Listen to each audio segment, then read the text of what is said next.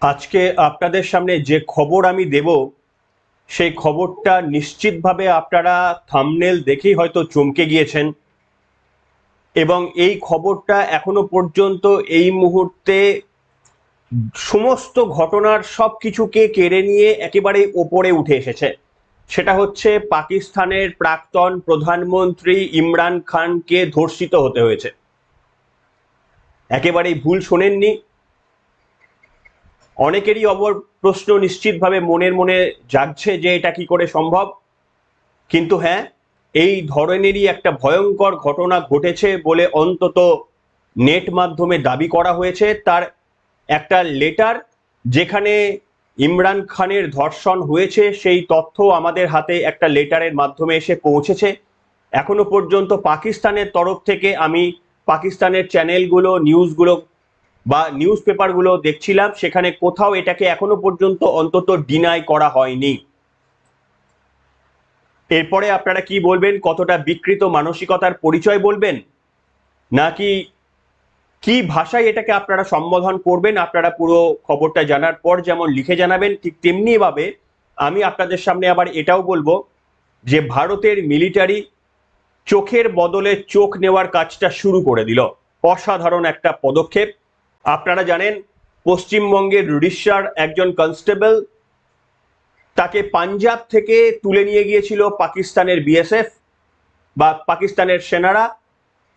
দীর্ঘদিন ধরে আটকে রাখার পরেও তাকে যখন ফেরত দেওয়া হচ্ছে না, তখন ভারত কি করেছে জানেন? ভারত ঠিক পাক একজন রেঞ্জারকে ধরে নিয়েছে। পাক একজন রেঞ্জারকে ভারতের সীমানায় ঢুকে পড়েছিল, ভারতও কিন্তু তালে ছিল, তাকেও ধরে নিয়েছে। খেলা একেবারেই ঘুরে গিয়েছে।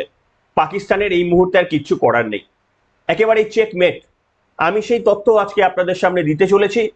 নমস্কার, welcome to simple as ABC. আপনাদের সকলকে স্বাগত জানিয়ে শুরু করছি আজকের অন্যতম গুরুত্বপূর্ণ একটি পর্ব শুরু করার আগে নিশ্চিতভাবে আপনাদের সেই তথ্যটা আমি জানাবো, যে তথ্যটা মোটেই প্রিয় নয়। পাকিস্তান শত্রু হতে পারে, কিন্তু তা বলে মানবিকতা, মানসিকতা, রুচি, এই সমস্ত দিকগুলো যখন ছাড়িয়ে যায়, আমরা দেখেছি আমাদের দুই পড়শি দেশ বাংলাদেশ এবং পাকিস্তান, সেখানকার সাধারণ মানুষ তারা কতটা নিম্ন রুচির পরিচয় দিতে পারেন এবং সেটা যে কতটা নিচে নামতে পারে তার কোনো ইয়ত্তা নেই। সেটা আমরা বাংলাদেশেও যেমন দেখছি, আমরা পাকিস্তানেও তেমন দেখছি।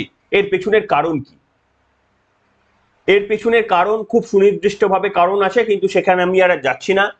পাকিস্তানের প্রাক্তন প্রধানমন্ত্রী তথা পাকিস্তানের বিশ্বকাপ জয়ী দলের captain, cricket captain Imran Khan, আপনারা জানেন তিনি জেলে বন্দী রয়েছেন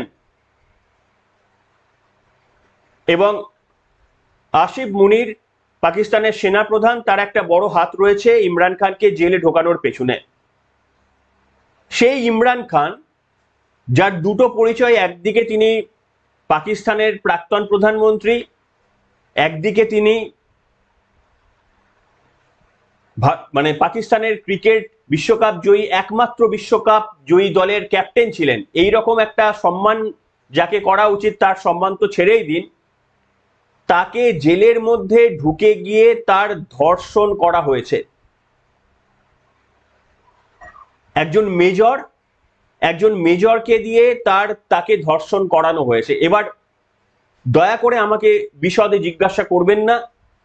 সেই নিম্ন রুচির পরিচয় দিয়ে আমি আর আপনাদের সামনে এক্সপ্লেন করার কোনো জায়গা আমার মধ্যে নেই। আর অতটা নিম্ন রুচির জায়গায় আমাদের চ্যানেল কখনো যায়নি, আমরা যাব না।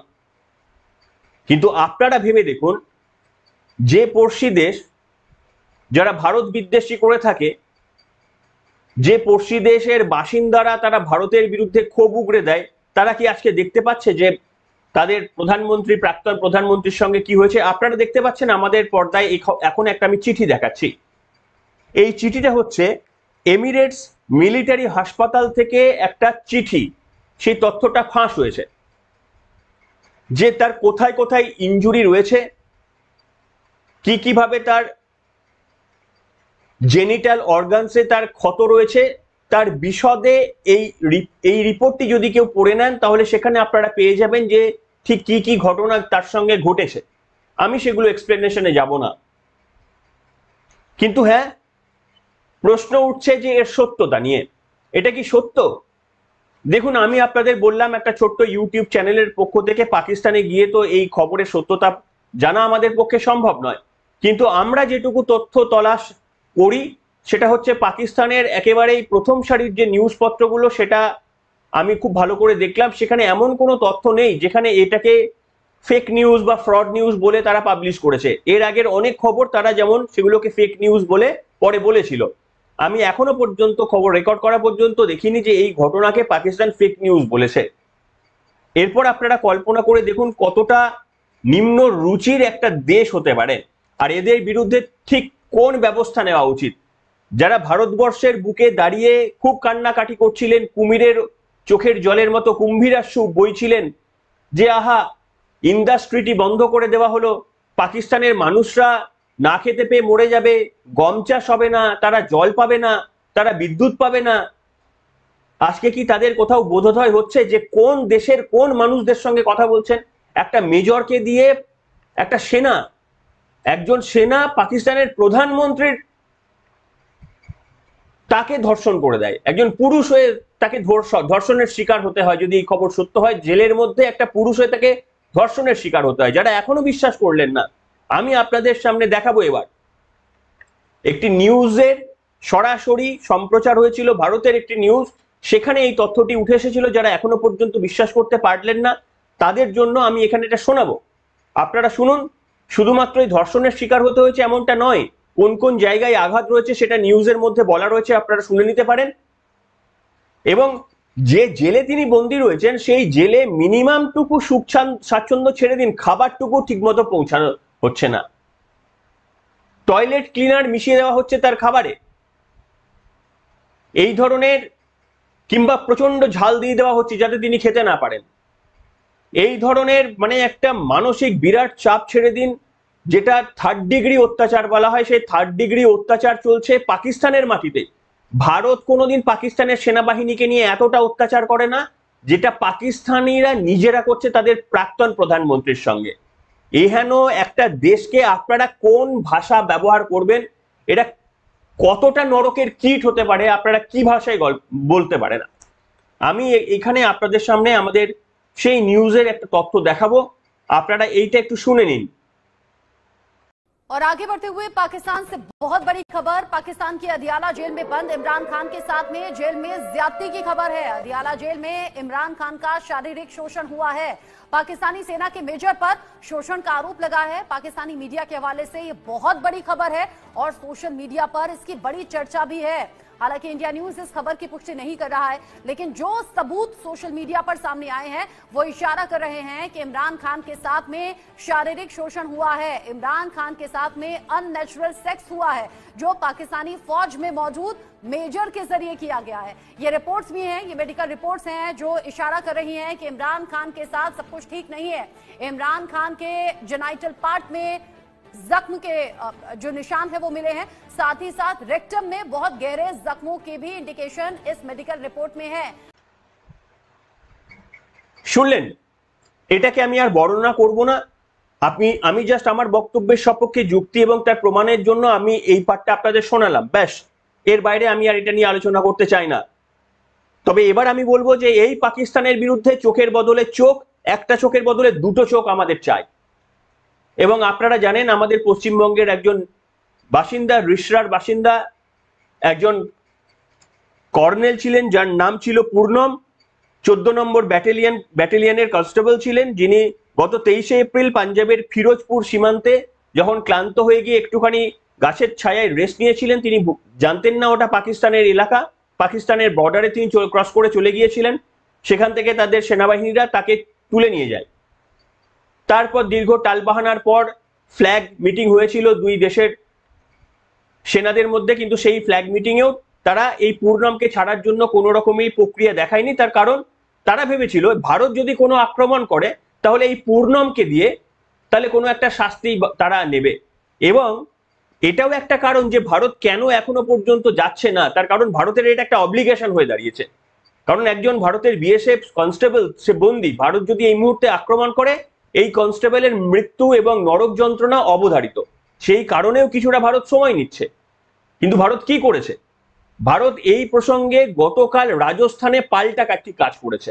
পাকিস্তানের একজন রেঞ্জার সে হঠাৎ করে সীমান্তে ঢুকে পড়েই যখন ভারতের মিলিটারিরা দেখতে পেয়ে যায়, তখন তাকে সবাই ঘিরে ধরার চেষ্টা করে, তখন সে আবার গুলি চালাতে শুরু করে দেয়।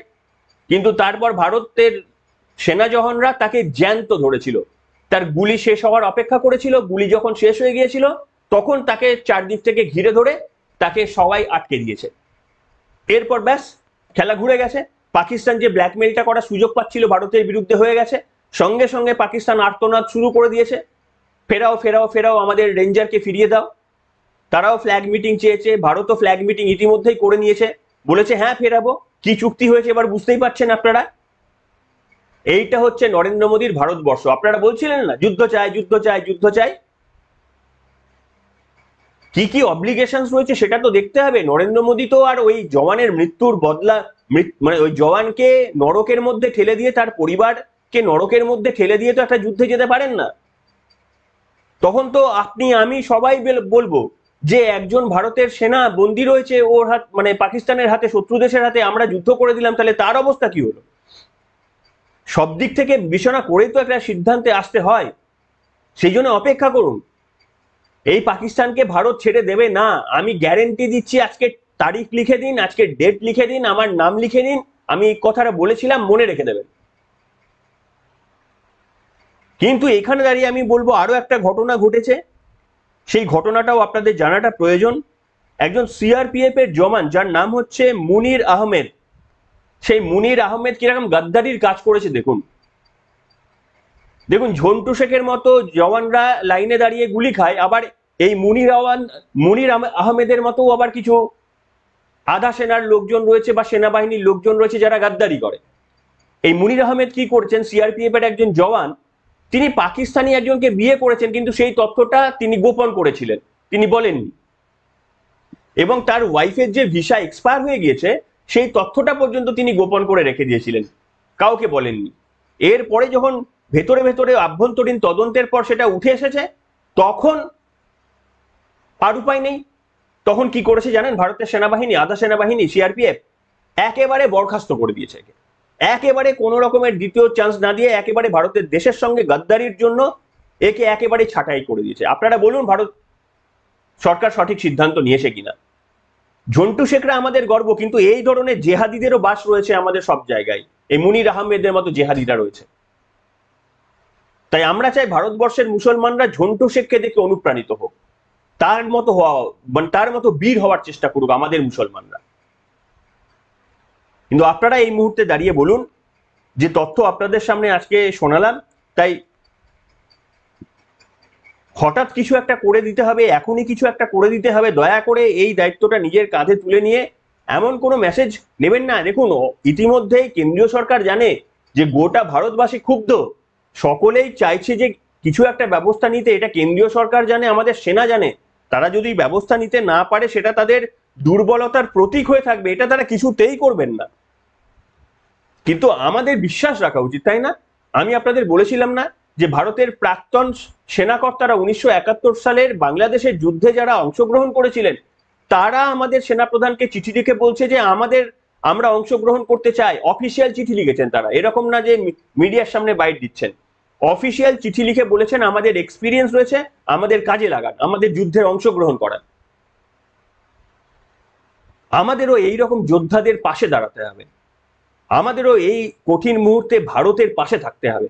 নরেন্দ্র মোদী কোন দলের প্রধানমন্ত্রী এটা না দেখে ভারতের প্রধানমন্ত্রীকে সাপোর্ট করতে হবে, ঠিক যেমন ভারতের প্রধানমন্ত্রী সাপোর্ট করেছিলেন মনমোহন সিংকে।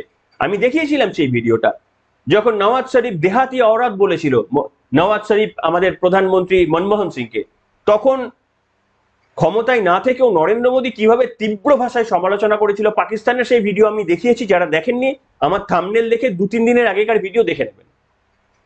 এইটা হচ্ছে ইউনিটি, এইটাকে বলে ভারতবর্ষ। তাই এই মুহূর্তে আমরা তো কোনো রাজনৈতিক দলের ধ্বজাধারী নই, আমাদের কোনো দায়বদ্ধতা নেই কোনো রাজনৈতিক দলের। যে রাজনৈতিক দল আমাদের কথা বলে, আমাদের কথার সঙ্গে যে রাজনৈতিক দলের কথা মিলে যায়, আমরা সেই রাজনৈতিক দলের সমর্থক।